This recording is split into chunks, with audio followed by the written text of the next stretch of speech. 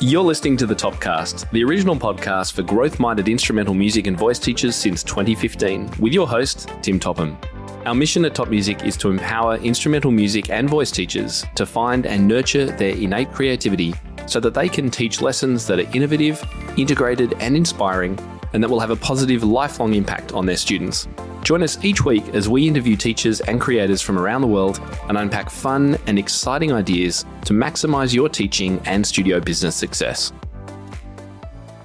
Tara Wright here, and welcome back to the Topcast from Top Music Co. At Top Music, we love guiding and supporting music teachers just like you to engage, motivate, and inspire your students and run the most sustainable studio business possible using our integrated music teaching system. It's great to be with you for another week of the Topcast. Our episode today is all about planning your quarter. We're going to look at 4 key areas that impact your goals. We're looking at time, money, dreams, and daily tasks. So stay tuned.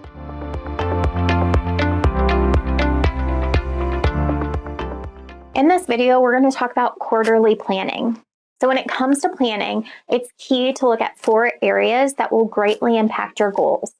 And those are time, money, dreams, and just your daily to-dos. What does your time look like? If you don't have the time, your goals can't happen. When looking at this area of your life, you need to be honest with yourself. Every season of life can be different, and time can change from season to season. Now, let's think about what is happening in your life for this next quarter. Are your kids starting school? Are you moving? Are you on summer break? Evaluate your calendar closely and think about your physical time over the next 90 days. A lot of times we just want to jump into a goal and we want to get to this one place by this specific piece of time.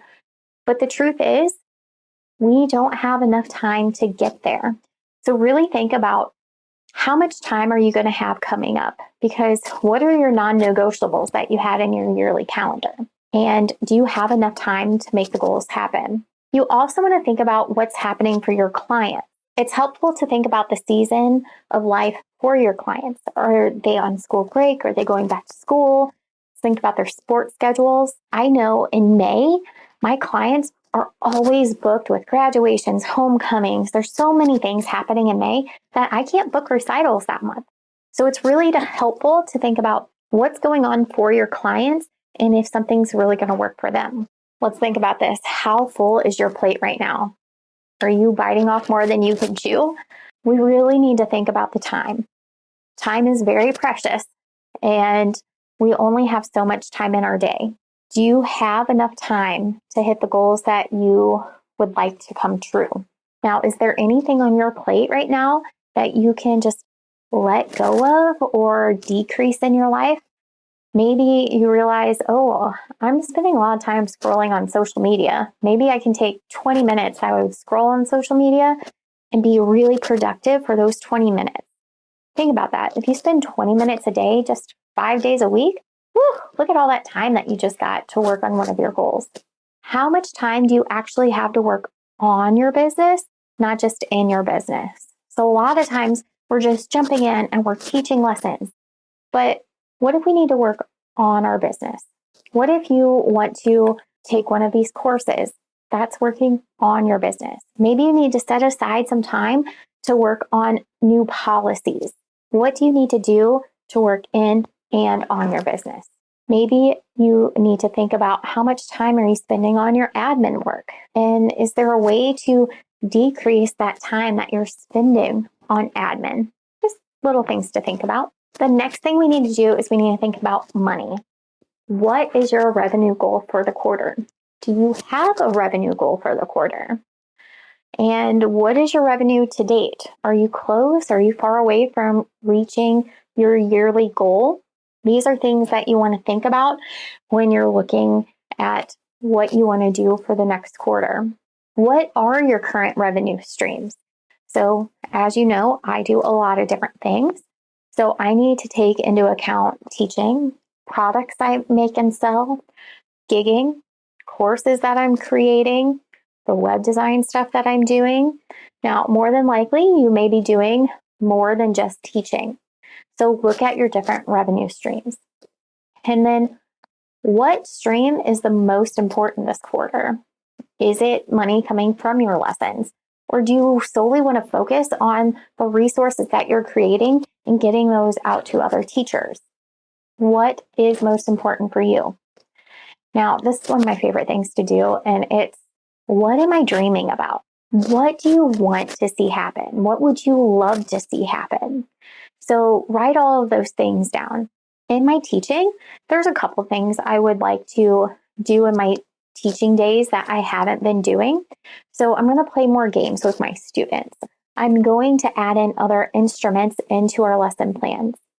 Another goal of mine is that I want to get my pilot's license. So I'm going to make sure to map out some time in my schedule so I can work on those things. Based on your list, what feels the most attainable in your current season? Don't forget about your time and your money situation. But make sure to not list more than 3 attainable goals per quarter. So that could be as simple as doing social media. Maybe in January, you solely focus on boosting your Instagram account. Maybe in February, you say, hey, I want to do the songwriting course and I want to help my students do songwriting. So maybe that's your sole focus. Don't try to do everything every single month. Let's break that down.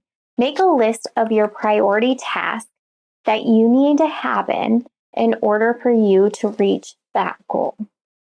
Now, if you want to do a summer camp this year, some of your tasks would include to find or make your own curriculum, decide on the cost of the camp, figure out when the camp is going to be scheduled. Are you going to do it at your studio? Do you need to have it somewhere else? You need to advertise months in advance to your students. Are you going to offer the camp to students that aren't your students currently, but you'd like to have them in the studio? We need to advertise. We need to buy and prepare additional materials and supplies. So for me, I know if I want to have a summer camp in either June or July, I need to start telling families about it in February or March. Now, that doesn't mean I have to have the entire thing planned out and everything, purchased, but I need to say, hey, we're going to have a summer camp and this is the theme. This is what we'll be doing. And then I'll tell them the dates because I can tell you parents are already planning for next year. Now, at the time of this recording, it's the end of November. But I already have families saying, hey, these are going to be my vacation days next year. So our families are already thinking about their yearly plan next year. So I want to make sure at the beginning of our year, I say, hey, just a heads up, we are going to have a summer camp coming up. Put that in the back of your mind when you start doing your yearly planning and your quarterly planning. Think, oh, I can't wait till last minute to do some of this stuff. Because I think that's what happens to some of us. At some points in time, we try to throw things together last minute and it doesn't always pan out correctly. Now it's time to talk about our dailies. What do we do on a day-to-day basis? We will need to plan what we need to do consistently to make our dreams and our goals become a reality. Now, this may sound familiar because most of us teachers tell our students they should be practicing every day and they need to do things consistently in order to see progress. Well, I hate to break it to you, but we have to do that too. And I know sometimes it's hard to take your own advice. But when we're looking at our daily schedule, what does it look like for you? How do you fill in your work time? What recurring tasks do you have in your business? Can you create a theme day or dedicate a chunk of time to those tasks monthly? Here's an example. The first Monday of the month, input your finances into your system because I know some of us don't like always doing our finances. But what if we can just do that one day a month? On Tuesdays, maybe you can batch your social media content. On Wednesdays, maybe you do professional development for an hour. Is there anything that you can break down and do on one day? Batch things out. Now, let me ask, what would your ideal work day look like for you? How can you edit your current schedule to better reflect your ideal daily schedule? Now, I'll show you a little bit about this later. I'm actually going to show you my Google Calendar. I live and die by my Google Calendar, and I'll actually show you how I block my day and my time out. Now, can you dedicate 4 hours each week to work on your goals? This could be one chunk of time or smaller chunks of time throughout the week. If you can't find the time, is there anything you can remove from your schedule? Maybe like scrolling on social media? Remember, we want to be realistic about your goals in your current season of life. And don't set a goal you don't have time to achieve. And I want to let you know it's okay to pivot, because sometimes life happens and life happens unexpectedly. And within a day or a week, you may have all the time in the world, and then all of a sudden something happens and you don't have that time anymore. But it's okay to pivot, and it's just a season, and we can always pivot, set a new goal, set a new time frame. And I promise it's all going to be okay. Now, up next, we're going to move over to my quarterly calendar system so I can show you how I set that up and how I plan my goals on the calendar. Top Music Pro enables you to be a pro in your own studio because you don't have to reinvent the wheel and you don't have to make up all the answers yourself. You have support. I think of Top Music as the pot of gold at the end of a rainbow. This site is the whole pot of gold, and there's gold pieces in there that I didn't even know existed. I am actually teaching a full studio. They're coming online from miles away. So I am certainly thriving. So what Tim has done is build a global community of piano teachers who are interested, who are engaged. And when you become part of this community, you feel empowered. My life is different now because I'm not just in an isolated little studio. I have learnt that there are other people out there going through very similar learning curves and sharing these ideas. I've really gained a lot of skill sets where my teaching is far more creative, far more innovative. I have resources so that I can add to it things that I didn't know. My life and my business are different now because I have the three things that I really wanted: less stress, more money, and more time. It's going to be fun. Like, I got excited about being a piano teacher. It's revolutionized everything that I do. I think I've become a more thoughtful teacher, a more organized teacher. The quality of my teaching has deepened. I feel like I can do this. I feel a sense of hope. I love the creativity it fosters and the openness to thinking outside the box, and it's energizing. Joining Top Music really solidified that. Like, no, this is your career and you can make a career out of this. That has really helped me be proud of what I do. It's made such a tremendous impact on the way I think about teaching. It keeps your mind open when you have so many ideas. My best win from being on Top Music Pro is just having a lot more peace of mind as a teacher and as a business owner. It just gives me that less amount of hours that I have to do with research and everything. It's a really good place to spend a few pounds, a few bucks a month. What you get from it far outweighs what you have to pay into it. My biggest win with Top Music Pro was increased student retention and increased income. I have a lot more confidence in how I'm teaching, and I have the resources that I need when I do have questions. I probably went from about 35 students to maybe like 65. I ended up doing 3 classes and I had a waiting list. If I hadn't signed up with Top Music Pro, I probably wouldn't have realized that teaching piano is a real job and you can build your whole career around it.